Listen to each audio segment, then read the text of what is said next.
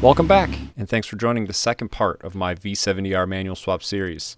Last time we removed the auto transmission junk, and we will starting a rebuild process with new and used manual parts. All the stuff you see is going into the car, some of it continuing life as a used part, and a lot of it for the first time as a new part. So I made a lot of mistakes along the way, and at times you may see parts already installed that haven't actually been shown yet on film. The order you see the parts installed coincides with how I suggest you install the parts. Sick! Let's get going. We're going to start off inside the car on the shifter cables, just removing this module to make way for the cable itself, routing it up and under the center console. Just carefully. Right, so under the car, I disconnected the steering knuckle so that I could get more room. So right there, which this needs to be replaced, so guess I'm glad I'm doing it. Well, it just needs to be greased maybe. It's like kind of nasty. So here, yeah, I've got that out of the way so then I can rotate the steering rack. And what that allows me to do then is easily just push these guys through like that, because that's what they needed to do. Oh boy, we're a little stuck. Yeah, there we go. All right, perfect. So that's the routing. That is the correct routing. And then, well, that's it. That's basically what they needed to do. I think they might need to spin, which is okay, but they're very much in the car. So the shifter cables are kind of installed, but the actual like tabs that they slot into, it's really tough to get these things. So this black cable and the white cable, they both need to slide into their homes like that, and then they clip in. I got to do the black one still, and that's kind of the tough one. So I think actually what I am going to do, since the car is unpowered, I'm going to disconnect this guy, slide that out of the way, so then I can pull the shifter kind of out a little bit, and then push the black one into its home. It's a little easier, I think, to do it this way. All right.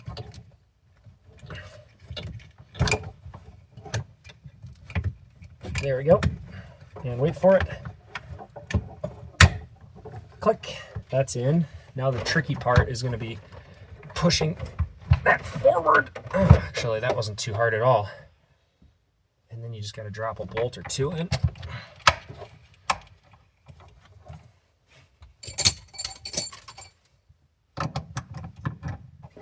Push that in. It's easier to manipulate this whole assembly rather than just like try and slot the cables in while this is fully installed. That was pretty straightforward. I would suggest doing it that way. Now we can actually, I don't know if I want to connect these just yet. I don't know why I wouldn't, personally. I just wanted to note that the black clip goes on the right and the white clip goes on the left.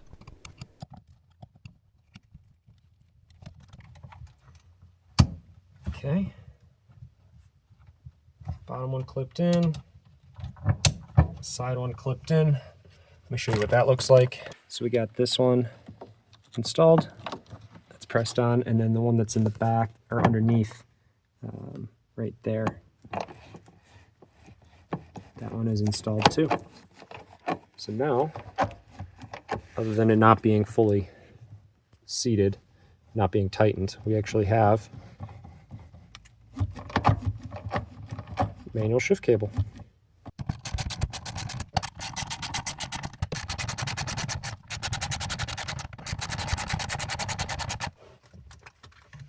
Now we can go ahead and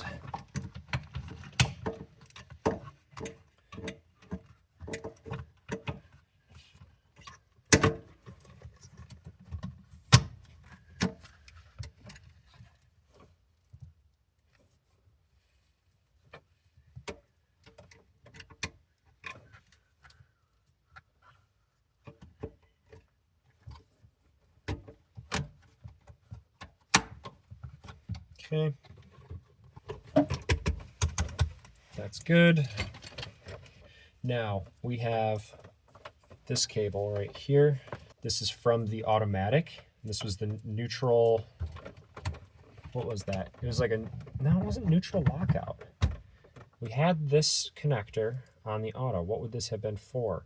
Gear position maybe? So now this is a 5-wire connector. I'm guessing the neutral lockout is not going to work just right out of the box here. We're probably going to need to wire this in or repin this, but for now, I'm going to connect it because the connector does fit there.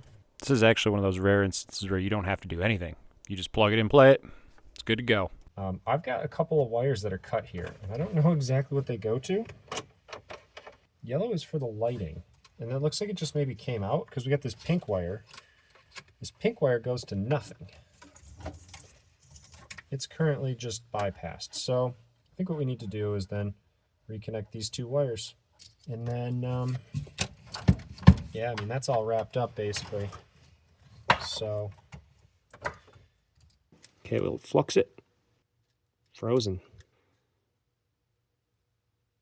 And this is how you burn yourself soldering, by the way. Yeah, I mean, it's not the prettiest, is it? SMD boy.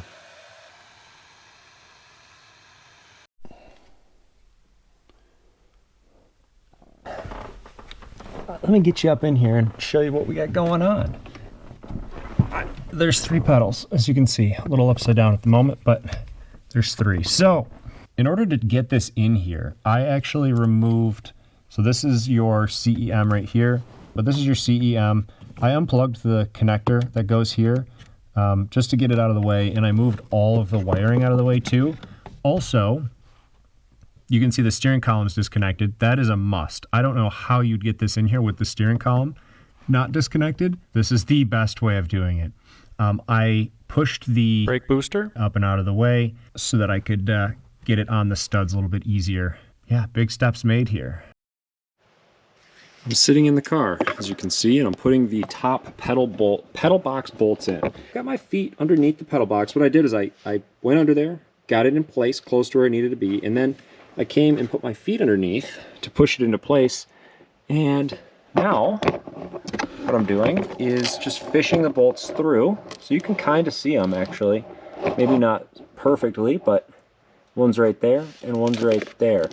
So I just taped the bolt to the socket, long extension, and I was able to get the one over here in and just feed it in by hand and then tighten it. And I didn't have to fight under the car or under the dash or anything like that. And then this one, I can just feed it in.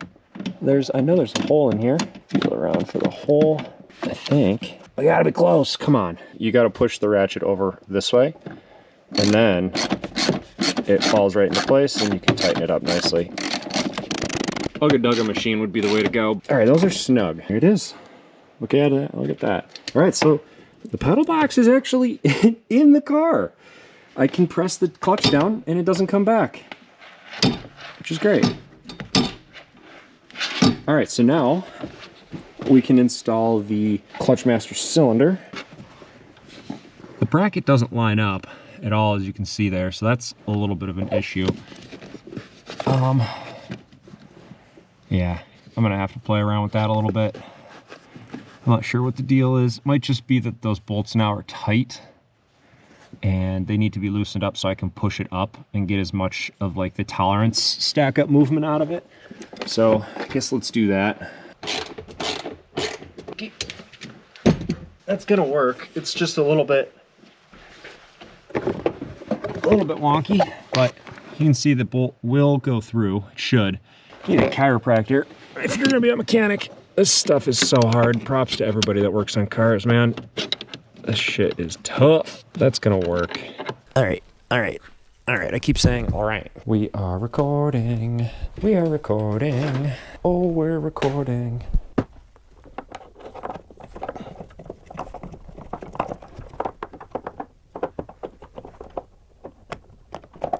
Oh, so we gotta go this way?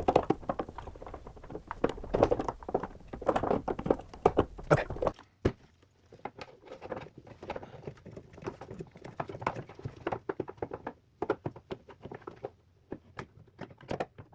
go this way? Okay. I'm gonna go take a look inside real quick and see what that looks like. Yeah, it looks like it's in place. I guess let's put a nut or two on.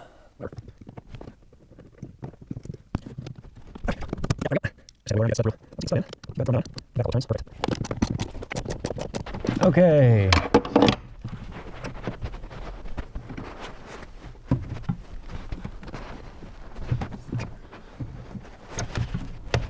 Oh yeah, there we go. All right, I'm not gonna quite put that on there just yet, but we could do it. We could do it. Why not? Woohoo! Clutch pedal installed. So the master cylinder is fully installed. We don't have any of the hoses to put on the backside, but it's clipped in up on the pedal. We don't have the position switch in there just yet. I'll put that in a little bit. I did not tighten those two down over there. I guess I'll do that right now. Those two nuts for the brake side. And then I suppose we could reinstall the brake booster. Reinstall this guy right here.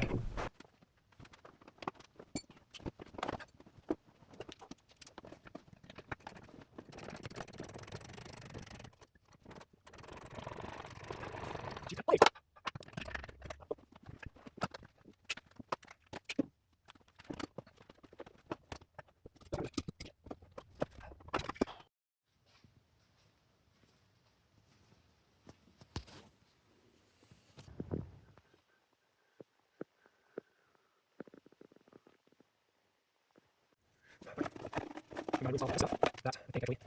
Right here. That makes sense.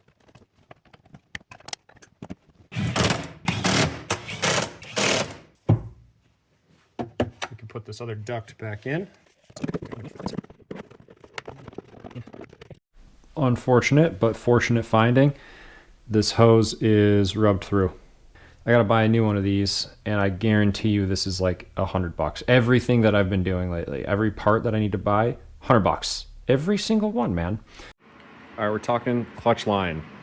I've been standing here for a while trying to figure out how these are routed. I was looking back through some pictures and I finally figured it out. And I realized that this guy, this little cutout on the side of the bay here, is actually for this clip I've had sitting on my bench for about a year.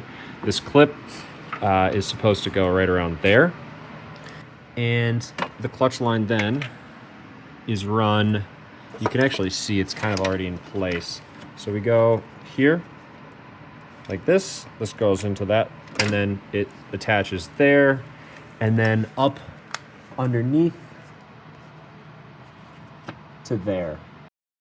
All right, I wanted to say something before we jump into the video. The transmission is in the car here. Obviously, I haven't shown that being installed yet. This is one of those instances where I suggest to do what I'm showing you to do first and not what you already see. Installing this clutch line is so much easier with the transmission not installed yet. So clutch line is installed. Just ignore these guys for now. So clutch line, it does not look right, but this is right. Attaches here, goes up and behind, and then it goes to the master cylinder, which you actually can't see. It's very tough to see it. Maybe I can get you in from over here. I'll point from underneath. Right there. There it is. So that the line comes out, it connects right up in there. I'm seeing that there's no clip in there though, so I gotta install one of those clips. I don't know why I would have removed it. I'm realizing this is the old one. This is the old one that I put in there. Fucking idiot. Well, if it leaks, it leaks. I mean, we're gonna have to replace it, but so that's that. Next thing's this hose. So I'm gonna clip that connection there and plumb it. I'll probably plumb it to the master cylinder first and then clip that, and just so I can plumb it right in. We should probably also clean this. Probably should replace this. I'll clean it up. The feed line install. So you actually can't even see that yellow cap. Okay, so that's for the feed. That's where we're gonna put that line to. So basically what I'm gonna do is I'm going to reach my hand down in, if I can, uncap it right here. Yep, so we're gonna uncap it. We don't need that much zoom. Like so. Undo the cap. So I'm actually gonna just keep the clamp on there and I'm just gonna push it on. It should fit right on there. So I'm gonna do that without camera. Much pain and suffering. I got that line on there, as you can see right there. The clip is on. The routing is kind of questionable. It's routed. There's a couple of different lines down in there. I did the best I could. I think it's going to be up and out of the way. So anyway, I got the hose back over here. So what I'm going to do is I'm going to set you up. I'm going to clip this and I'm going to plug it quickly.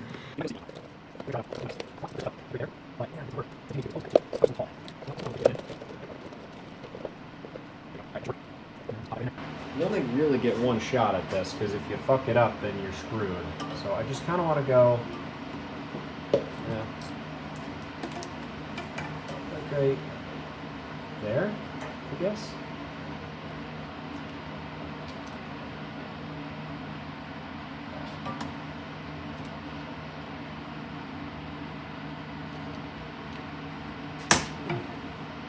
Sweet.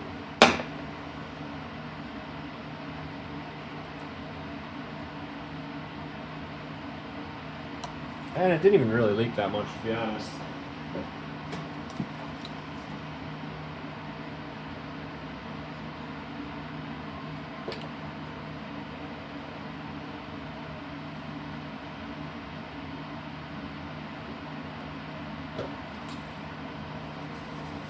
Let's just see. Will it leak? Oh yeah. All right. I want to open that hole up slightly, just so I know that it's going to be like nice and round and not crushed, just so we get good fluid flow. I'm just going to put a punch in there and then drop the punch.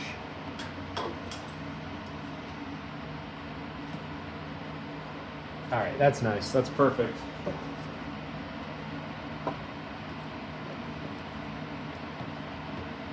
Push that right up on in there.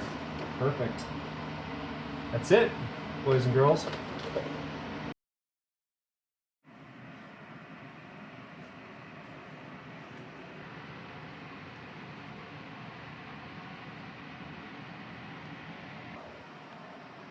We're gonna install some new parts, flywheel and clutch.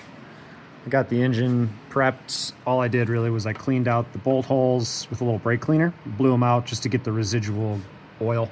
It had like kind of baked in there a little bit. Just so that when I put in my new bolts that have sealer on them, we get a nice seal and we don't get an oil leak. Is this completely necessary? No. I definitely could have run the old bolts, but they are torqued to yield.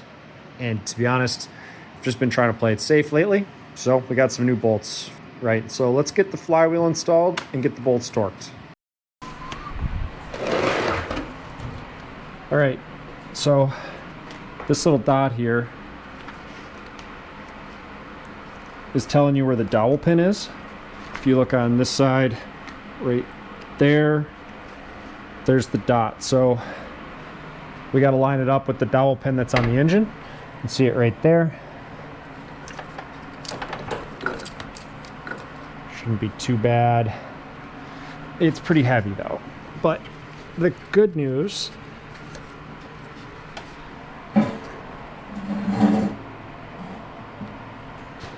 is I have somewhere to set it down.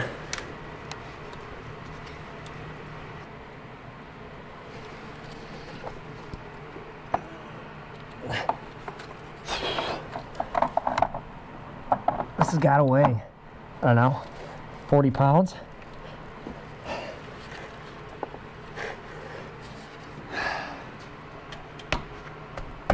You'll know when it's on. It's only going in one direction. All right. Then we need this tool. This is a, I believe they call it a triple square. I think it's just 4 squares next to each other. So we need one of these. I'm gonna need a big ratchet, but first, we're just gonna run in a bolt.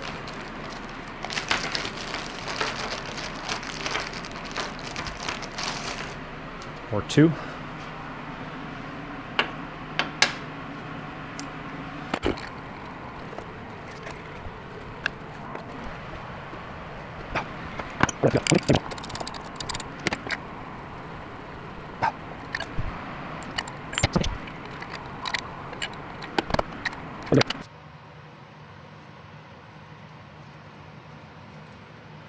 All right.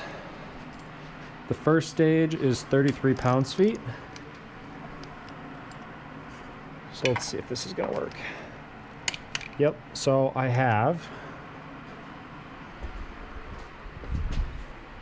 I've got this jack set up underneath on the crank pulley, and that's gonna hold me in place so that I'm not rotating the engine while I'm doing this, because I don't have two people.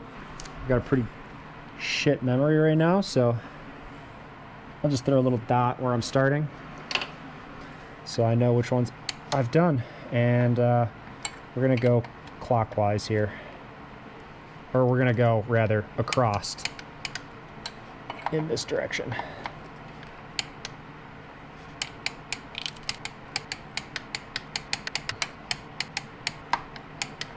Okay, now I am going to go 65 degrees. You really don't have to do this. I mean, you do need to do the actual like spec, 65 degrees, but you don't need to try and be as precise as I'm being here. I think it's maybe a little overkill, but I don't know. I like to make sure I'm doing the things right. And here's where I make a critical mistake. I started just to the left of the dot, and I ended just to the right of the dot, never actually torquing the bolt at the dot. I get all the way through the install of the clutch, this, transmission, and I realized after watching the video playback that I had forgotten to torque that last bolt. In reality, would it have been okay? Maybe, but that last 65 degrees is pretty crucial to clamping load, and that bolt may have came out at some point, right? So I pulled the transmission back out. Obviously, I did not show that, but oh my God, just check your bolt torques. Just make sure you're being as detail-oriented as possible. Here's the mistake. All right, we're installing the clutch. Clutch is labeled very well. It says flywheel side. So we're gonna go ahead and put this side out. Just kidding. Flywheel side goes out, or goes in. Jesus, I almost just did it to myself. But you can't just install it. You gotta use your clutch tool. All right, it sits on here like so. And what that does is allows you to install it pretty straight on the engine. It's not great though, actually. Right, so we take this. Don't think this has a specific orientation. 18 pounds-feet. It is a T40 Torx to 19 pounds-feet for this guy. But I suppose we can just install one or two of them at a time.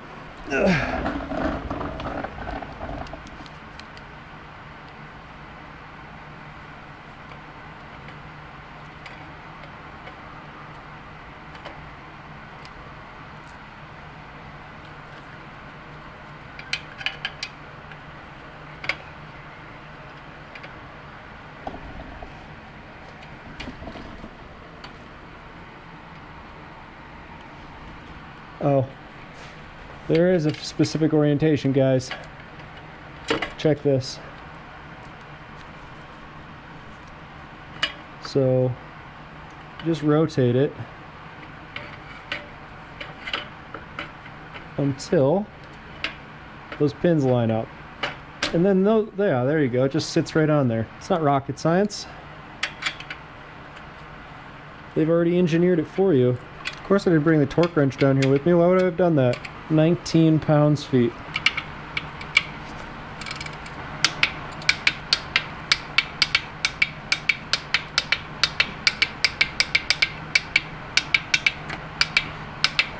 Okay. And we are installing our new, so this is a new slave cylinder. This is what the clutch presses against. Fresh boy here. So your foot pushes this, compresses the fluid through the lines into this guy, and then comes through, pushes here, and then pushes against this.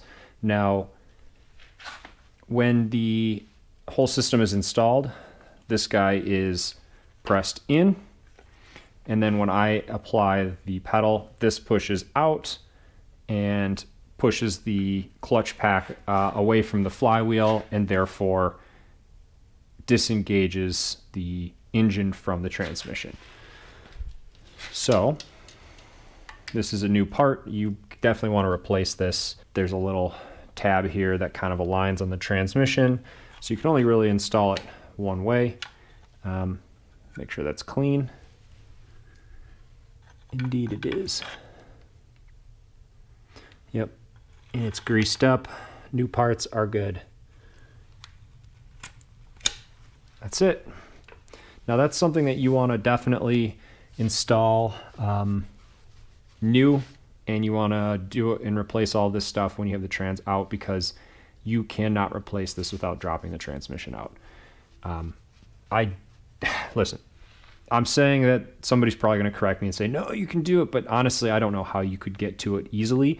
You'd maybe be able to get through over here with a pick or something, but no, just replace all this stuff new, and you won't have to think about it ever again.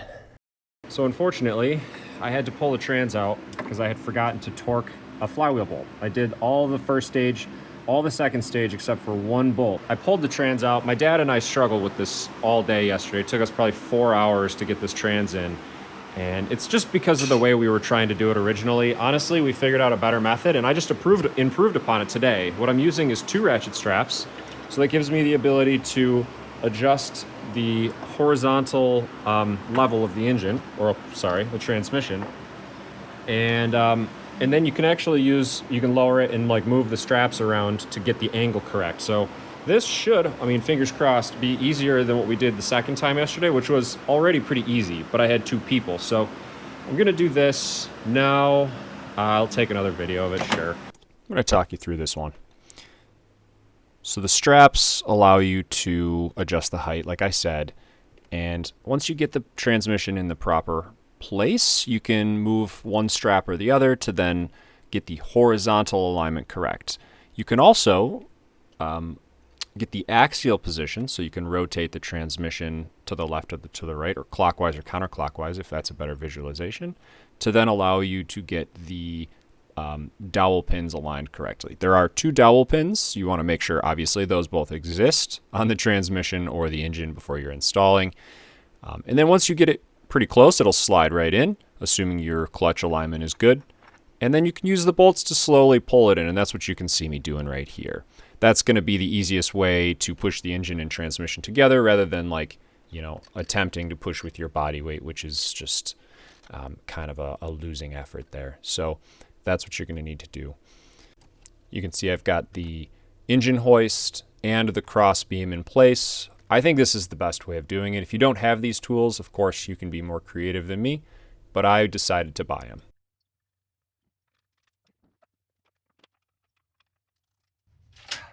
Trans back in. That's how it's done, people. You! Okay. Got it loaded up on there. A little wobbly, but I'm a little bit more confident now. I don't really care if it drops. It's not that big of a deal because it's made out of, what is it, stamped steel? It's not going to break. I think I was a bit premature now that I'm looking at what I got to do. I think what I'm going to probably need to do is actually attach the steering rack to the engine mount first, because then that will place the steering rack in the car. It gets it, aligned the way that it needs to be. Yeah, I'm gonna do that first. So a bolt goes through into this hole right here on the bottom, right there, and that actually is on the attached to the steering rack, and then the steering rack bolts into the subframe here. So steering rack is actually the mount that attaches to the subframe. Okay, so I'm gonna move this back out of the way enough so I can get under here and get this situated. I gotta drop the zip ties and find the bolts in my massive pile of bolts here. So, all right, we're getting ready to put the subframe back in the car here. As I mentioned in the disassembly video, I wanted to pull this bracket off before reinstalling. All right, listen up. I made a mistake here. You need to install this before you put the subframe in the car. Otherwise, you're going to struggle like I did. It needs to be bolted in before and then load the subframe up. And if you have your exhaust still installed, you'll have to finagle the subframe into place. But there's no way to put this back in without dropping your subframe back down. Here are the engine mounts. This is the back engine mount. This is what the bolts up to the transmission and then sits on the steering rack. So initially I didn't think these were any different, but upon further inspection, you can see very clearly they are different. In the back side here, we have a slightly different tab location than on the, this is auto, this is manual. So I've just put the, engine mount that came off of my car, the auto, on here. They're the same, and bolted it up.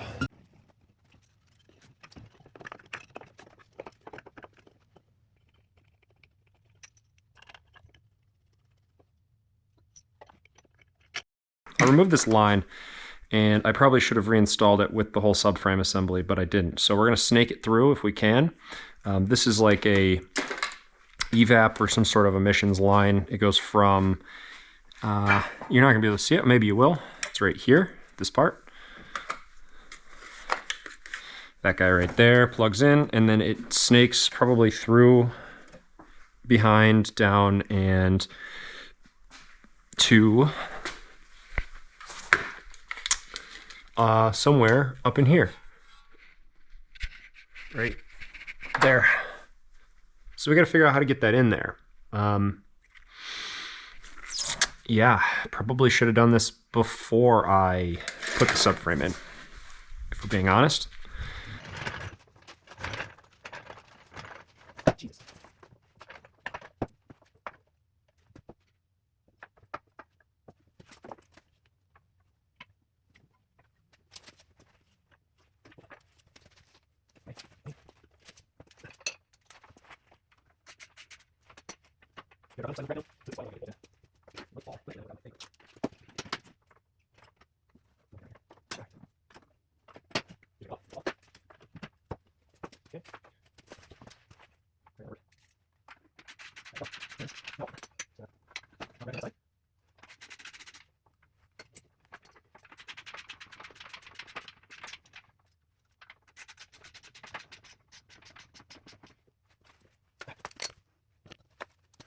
All right, so we got the rack bolted in on this side.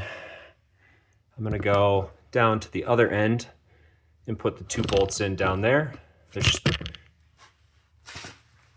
We got 2 bolts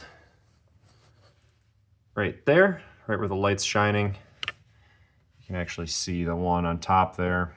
That's the stud, and then there's 2 bolts down there. And it's bolted to the engine. So as I raise this up, it should tilt the back of the engine up, and hopefully I can then move. You can see how far away we actually are from the subframe mount to the car. So then hopefully I can just start pushing back with the jack. I don't know. That part might be a little sketch. We'll see how that goes. But let me get that other side in.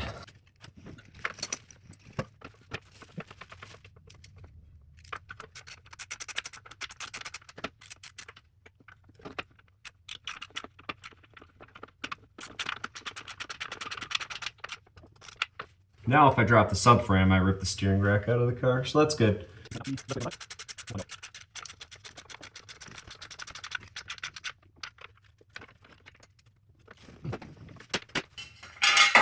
Well, that one's not going to be tall enough. Right, so we are now lifting the back of the engine up.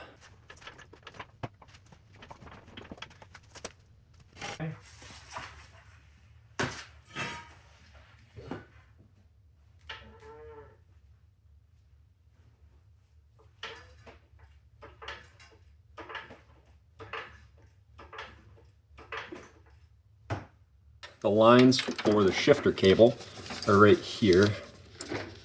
So these I think are going to have to go down and around the steering rack, like right over here on the back side. We're very close over here. You can see, I mean, this is within very reasonable range. I didn't realize that there's only locating pins on one side over there. It's interesting. But yeah, everything is lining up really nice. This is working okay. You can watch that if you'd like. You don't have a choice. That's up to me. Oh, God, I did it again.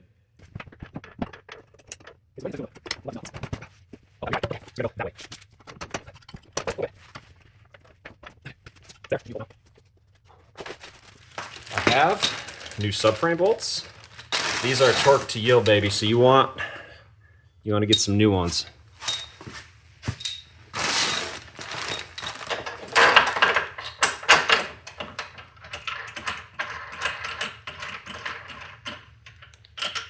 And they got some thread locker on them too. All right, so that's in.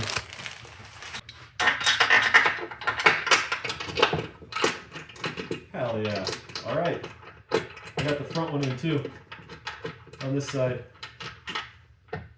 So, engine supported in two places now. We got this one in.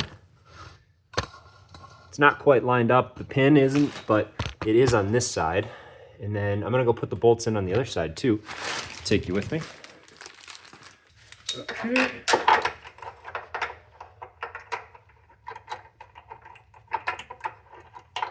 Perfect. I mean, doesn't get much better. Yeah, and that one's in too.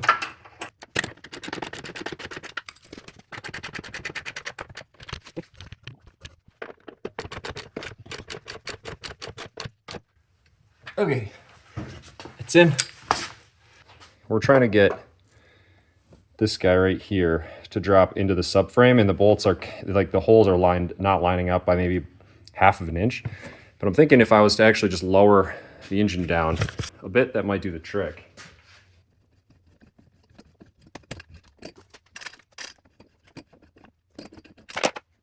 Bolts are lined up. Bolt holes, I should say. That's snugged up. And the last piece of the puzzle would be this one, actually, which they actually are lining up, surprisingly.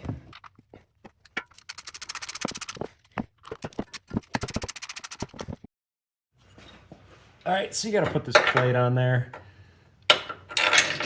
The plate's kind of like a catch-all, I guess, in case this thing fails, but probably also helps distribute load.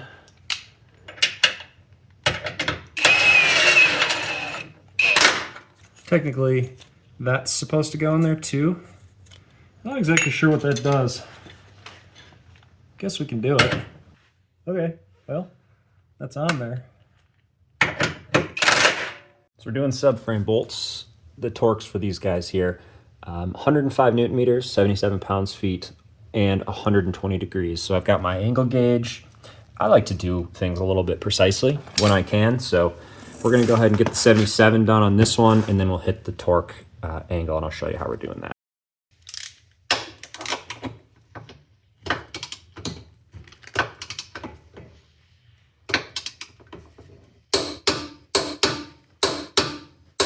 That's nice. And we'll go ahead.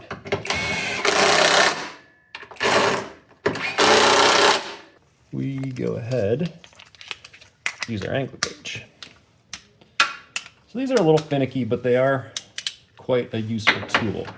So what you do is you attach this guy to something fairly solid so it's not going to move. Something that it can stay on like that. Okay, that's not going to go anywhere. And then you set the dial to 0 degrees right there. So we're looking to hit 120. This is a torque to angle, torque to yield, torque to angle. So you got a torque spec and then you got an angle. And when you're hitting your angle, you're yielding the bolt. So we're starting off at 0. And I'm going all the way over here, halfway around. Not quite halfway, but you get the idea.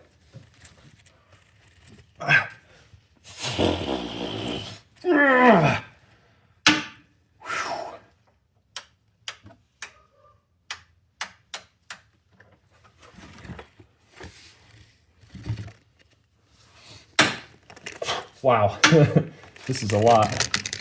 Very tough to do on the floor here, especially in this on this rolling thing.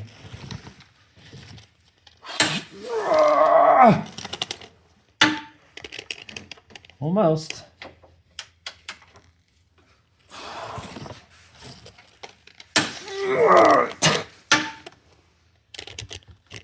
That's it. Just a little bit more. Okay, we just went a little bit past, but that's okay. And that's how you do that. I'm only showing it to you once, because I'm going to be grunting more the next time. All right, let's get the engine mount installed.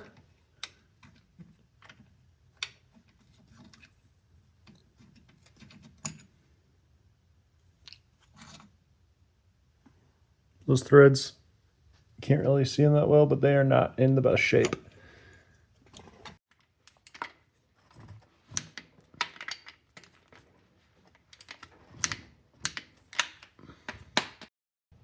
Getting ready to throw the angle gear back in the car.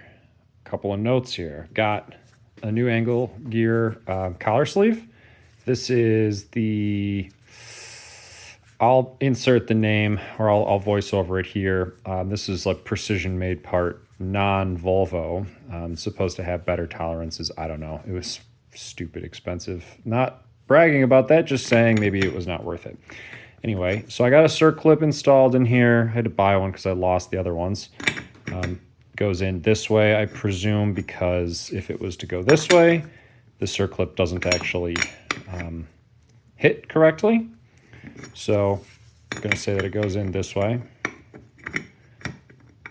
And once it's fully installed, you can see we've got like a little bit of rotational movement. This is not a new angle gear and it's slightly worn, so there's going to be a little play in it. We've got our grease. This is what I bought from FCP Euro. No idea if this is the right stuff, but this is what they suggested. We're going to slather the crap out of the splines and then do the same on this side as well. That's a lot, but it's a high wear item. You want it to be slathered up nice.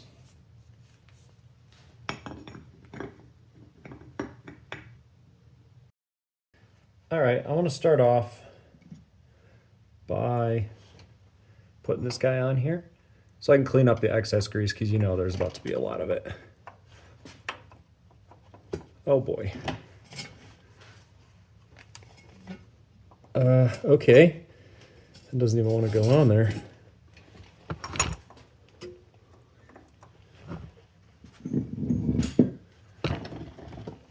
All right.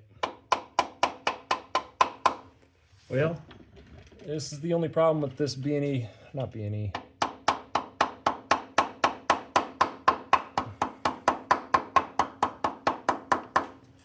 Getting this thing back off is going to be a disaster tonight.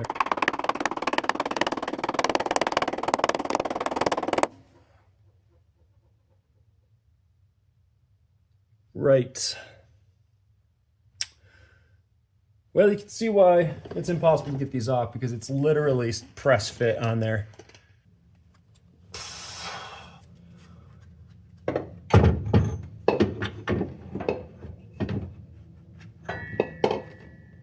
Oh, maybe I should not have put that on there first.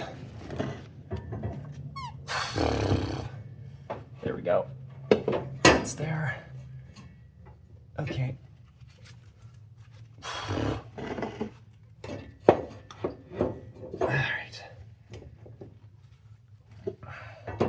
Oh, it is all the way on.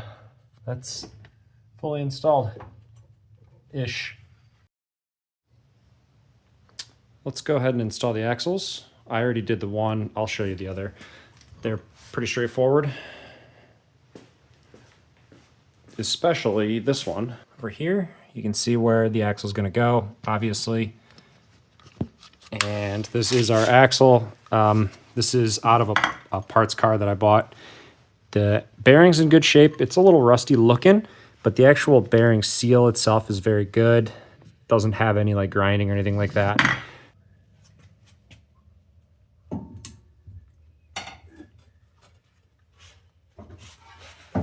I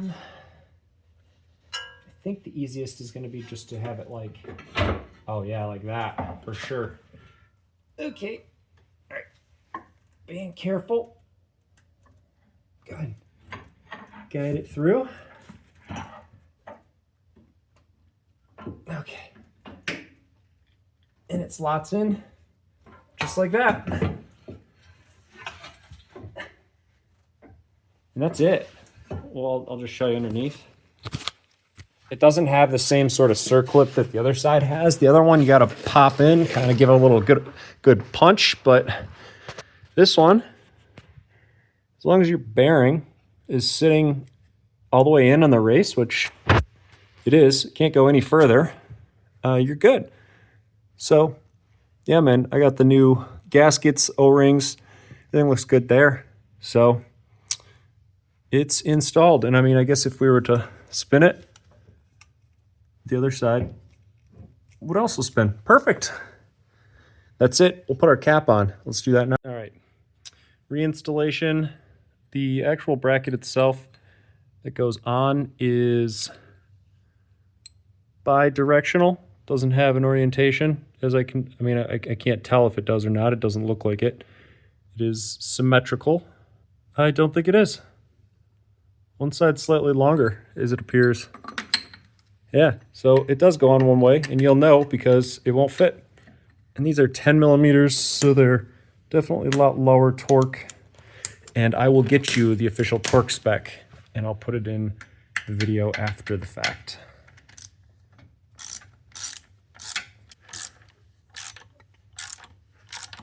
Okay, that's good. We'll torque them. I actually jumped to the drive shaft here, so just a heads up, this is not the CV axle. I've decided I'm not going to give you any fancy music dubbing over this time lapse. Instead, I'm going to leave you with a safety message. Just double check all your bolt torques. Make sure you're taking your time. There's no rush. Enjoy the process, you know? Put the bolts together, check their torques. You don't want shit falling off on the freeway. We're installing this little bracket, Airbox. Video Garrett's got it right. This is the underside support for the airbox on the very right-hand side. We're gonna go from the bottom for this one.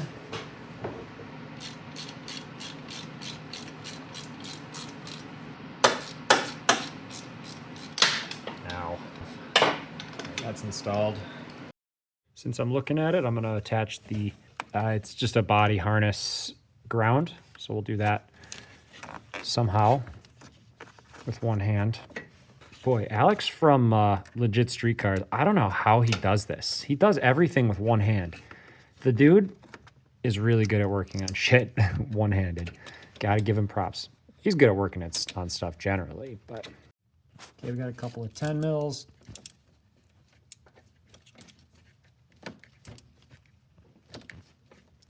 Click.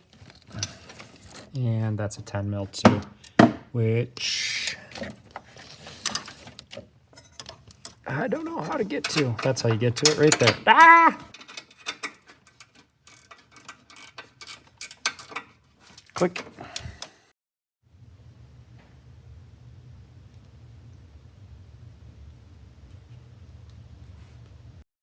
I gotta figure out where this thing lives, but we got the connector for the temperature rationality sensor. It's like some PCV system thing. We got this top hose, and then we got the bottom hose, which is right there, all installed. I got to tighten the clamp for the intake. This is a real pain in the butt to get in there and out of there. So hopefully everything is where it needs to be, because if it's not, I am screwed.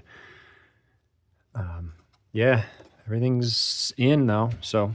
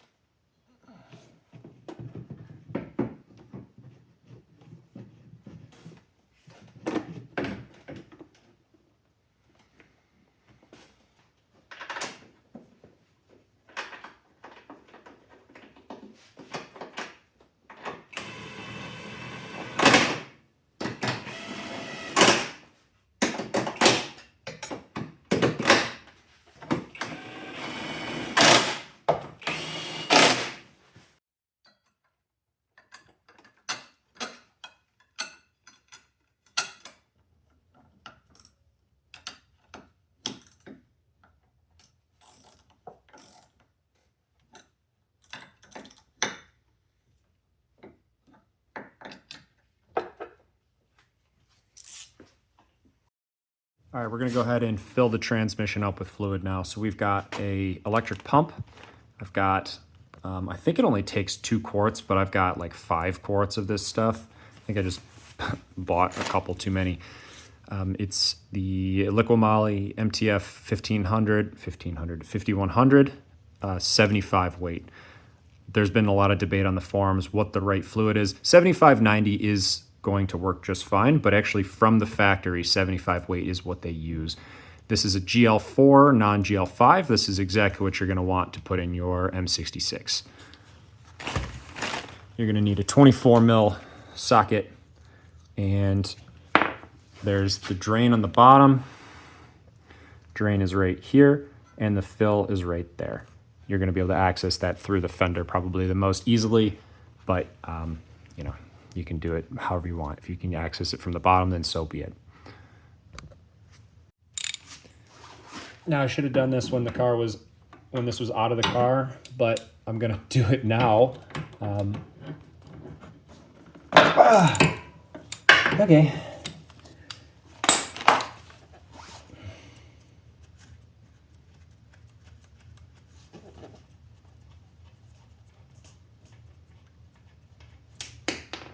There's that. Pull our O-ring off. Get these guys cleaned up. Look at that. These are smart bottles. I don't even need the pump. Holy shit. Wow, that makes a ridiculous noise. Ah, I spilled it.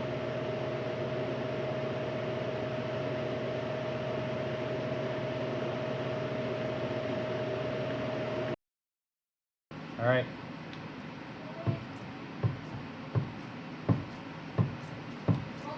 Do it more. Keep going. All right, hold it.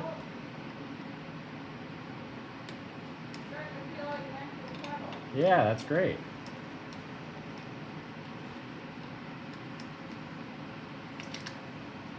Oh yeah. Whoa! All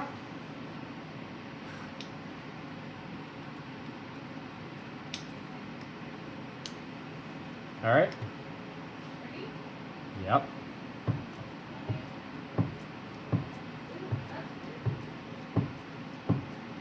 All right, hold it.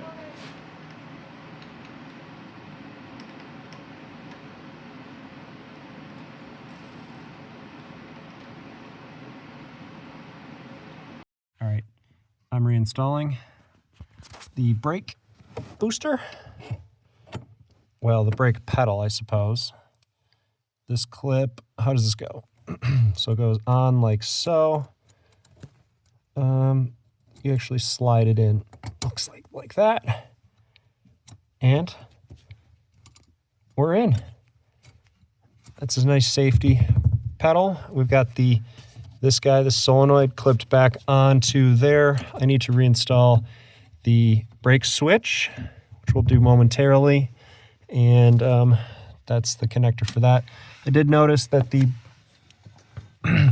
position of the clips for the wiring is slightly different on the auto versus manual harness. I just picked a couple spots, and I'll probably put a zip tie on this one because this doesn't reach its home.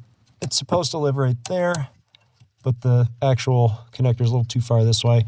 Or I just picked the wrong location over here. That's a possibility too. But everything's where it needs to be. We've got let's see if we can get the light to shine there. We've got the clutch position sensor installed. That's that guy. And all the bolts are tight on the front of the dash, aka the firewall. We need to reconnect this. Yeah, otherwise we get a bunch of water on the floor. Okay, that's back installed. Sweet. All right, we're gonna reinstall some of the steering stuff. We've got, this is the old part. This goes under the dashboard, and then this part actually goes under the car. So we'll install this first, and we'll put this in. Actually, we'll put this in first because the spline's got to go in, and then we'll orient this. It's going to take a little doing because, like I said, the splines are supposed to line up correctly. But we'll try it. Trial and error. Got this whole situation ironed out down here. There's a little plastic piece that kind of centers the shaft. I broke the tab. It just centers it in place, and then you install the flat bolt situation, and with the lock nut, tighten it up good and tight. I don't know the torque spec for it, but it should be good enough. Playing around inside here, I'm trying to figure out how this guy's installed. I finally figured it out. It's actually very straightforward. Definitely does not take an engineering degree to figure this one out, but you're just going to lay this piece right inside of here, and it's going to clip in a pin right there, not a pin, but a, guide pin, whatever you want to call it, on each of these corners, and it literally just presses in everywhere. Let's go look at this. So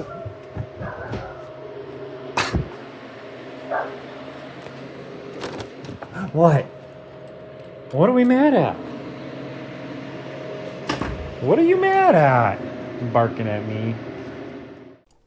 If you somehow made it 58 minutes into a V70R manual swap tutorial video, thank you. Appreciate you sticking around. I got one more video in the series here, software and wiring for your V70R manual swap. That one will be much shorter, I promise. If there's something that you didn't see that you'd like covered, let me know down in the comments. I can make a video specific to that. Or there's a chance I already have content on it. It's really hard to condense a month worth of filming into, a short, concise video, especially when I'm trying to give you the level of detail that you've seen in this video. So thanks again for watching. If you liked it, share it, and stick around for the next one.